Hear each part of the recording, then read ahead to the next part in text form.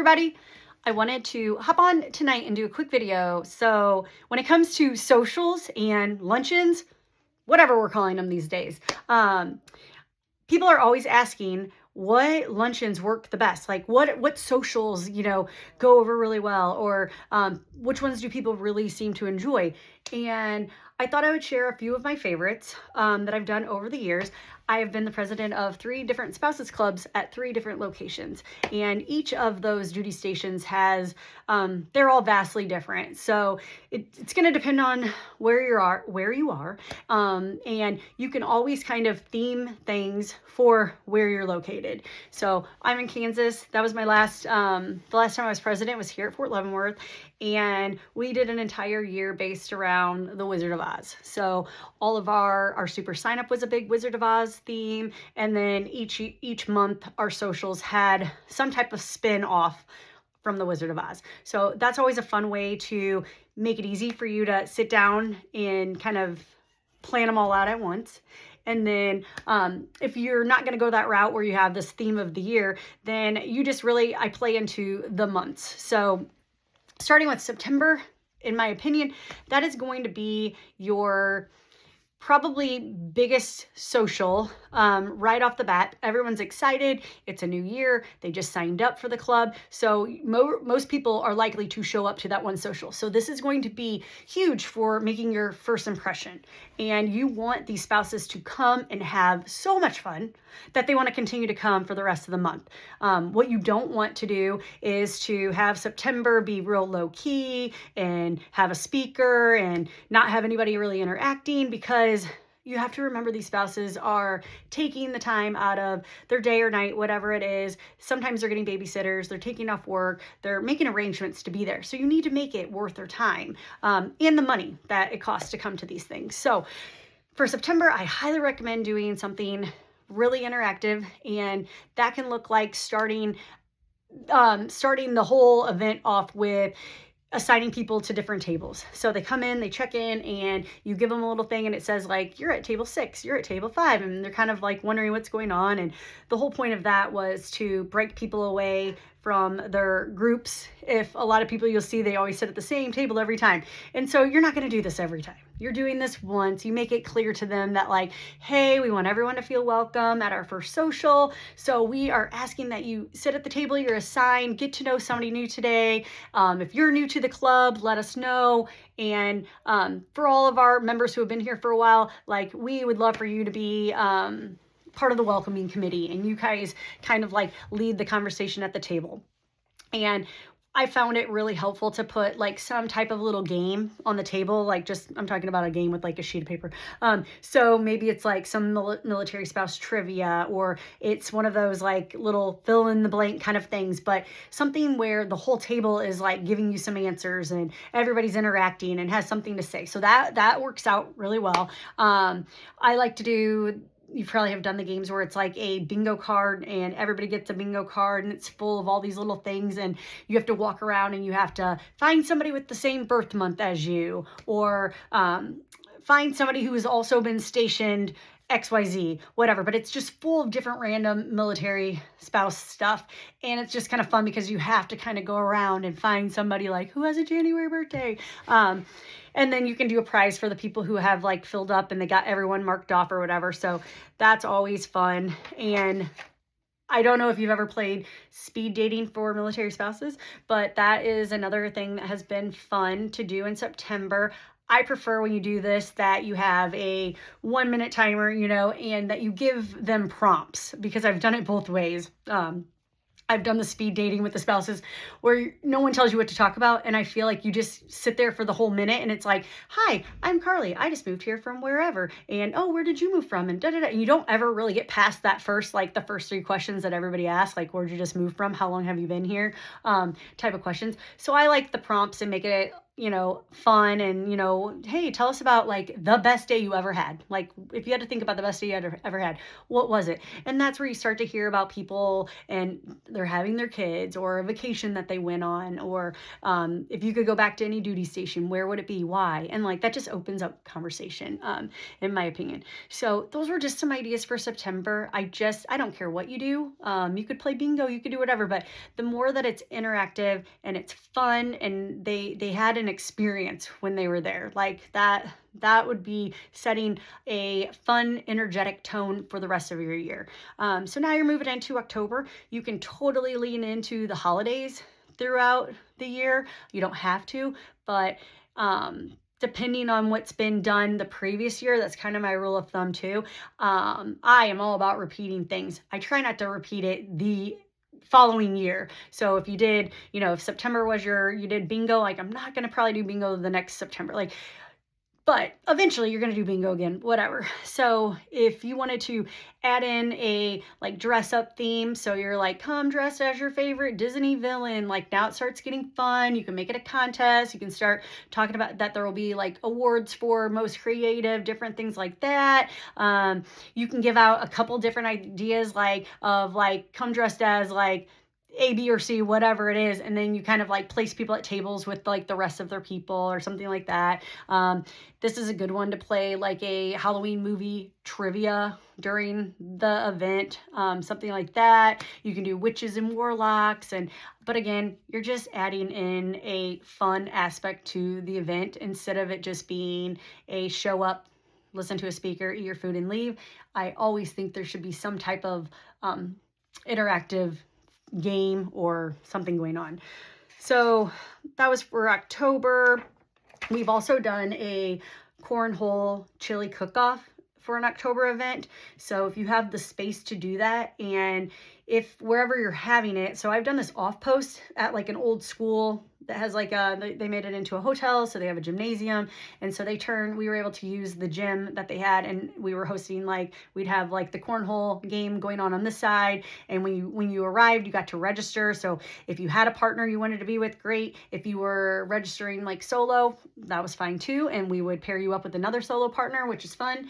And we did some prizes for first, second, third place, and then on the other side we had a chili cook-off happening, and so you could sign up ahead of time if you wanted to bring chili, and then there was like a fee to taste the chili. It was one of the cheaper socials, and it was just that one was a really fun time. And then it was fun to give out the awards for we had kind of fun ones too, not just like, oh, best chili. It was like, most creative name, or the worst chili, the one you would never want to try again. So you can get fun with it and make your prizes can be fun too. You can get creative. It doesn't have to be like an actual like money prize. It can be like an obnoxious trophy that you made and spray painted with like glitter spray.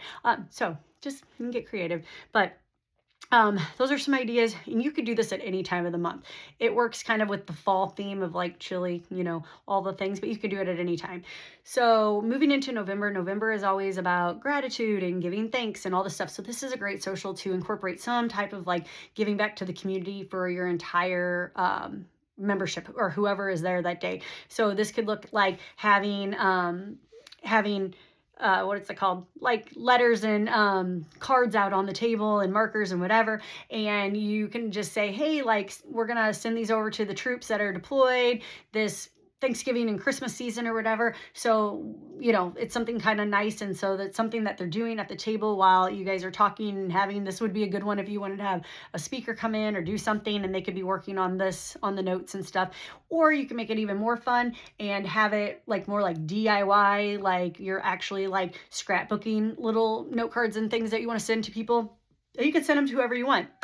I had one club reach out to me, and they wanted to send me the cards that they had addressed and everything, and they were going to military spouses who had soldiers who were deployed. So it was like notes of inspiration, and like my other organization was going to send those out. So I thought that was like a really cool idea, but November is just always one of those to hone in on giving back. It works. And you could always do the Friends Thanksgiving, kind of like Friendsgiving, and incorporate it, something like that. Like if you're allowed to bring in food, this is a fun one where you can have everybody bring their favorite side dish from their family Thanksgiving. Or if you can't bring in food, you can ask everybody to bring in print out or whatever a recipe from their family that's like a family favorite from Thanksgiving, and you could, or have them send it in ahead of time, and everybody who can leave with like a little makeshift kind of recipe book with like all these little favorite Thanksgiving recipes to share. So that's an idea. All right. For December, for the last few years, I actually, every year I've ever been president, I have had the club do a wreath and tree type of event for December. So this also seconds as a little mini fundraiser. So basically this looks like more kind of like a gala. It's one of the events where I encourage, like, bring your spouse, make it a date night. We've hosted it during the evening every time I've done this.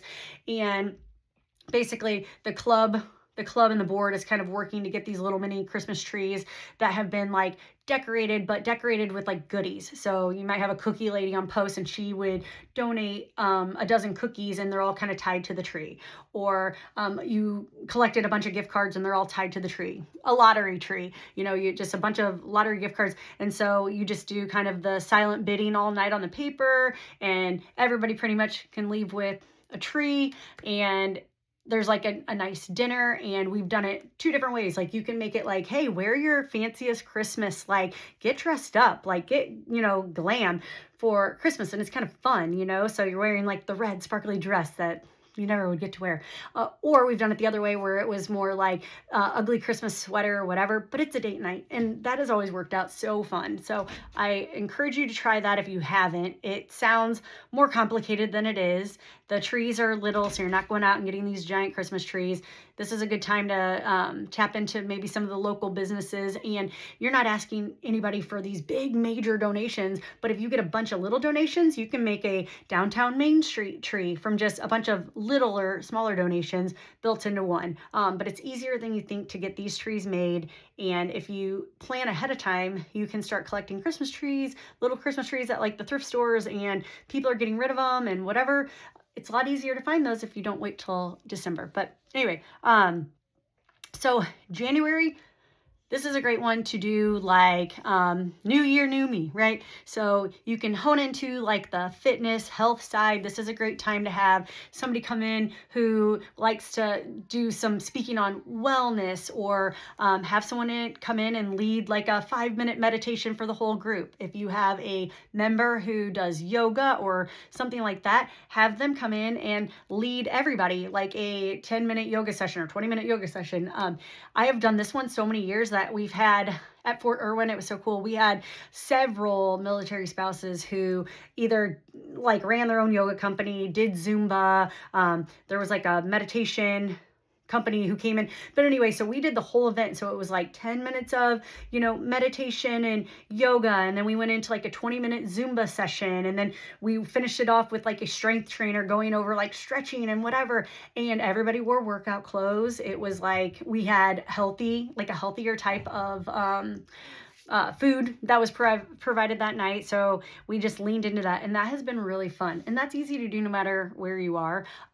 Here at Fort Leavenworth, every January is their international luncheon, because we have so many international families who move here for CGSC, and they're here, and we'll incorporate them and invite them to come. And even if they're not members, but come, and we help pay for the supplies for them to make some type of food from their country. And it's really cool. But I've been thinking, you don't have to have an entire post full of international families to make this event happen anywhere, because my grandparents are Polish. I have like several Polish recipes that are super easy that I could share and do that. So I think this could be done if you just put it out to your membership and gave everybody the opportunity, like, hey, do you have do you want to support your heritage and make something, bring something, one of your favorite meals, whatever it is.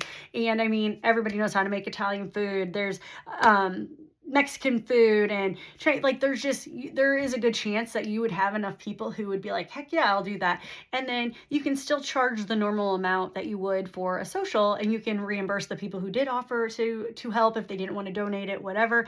But I think that could be like a really cool, like around the world social anywhere, not just at Fort Leavenworth. So February, you can again lean into Valentine's Day.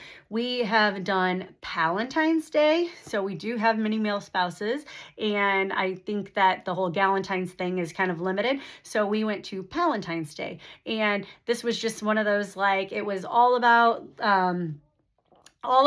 just friendship and everything. And we had vendors come in, and all the vendors had something to do with like either like self-care or providing a service. Like there was like a massage therapist that's on post, like a military spouse that does like massage therapy, we'd have her set up, and you might be able to go over to her and have like a little 5-minute massage or whatever. And we had the lady who does nails, and she was doing like the wax treatment, so you could go over and do like a wax treatment, and just any kind of services that, like, you know, just lift you up. And it's all about, you know, you're gifting yourself, kind of this Palentine's experience, and that has been really cool. We even had a girl who came who does the permanent jewelry, who was set up that day.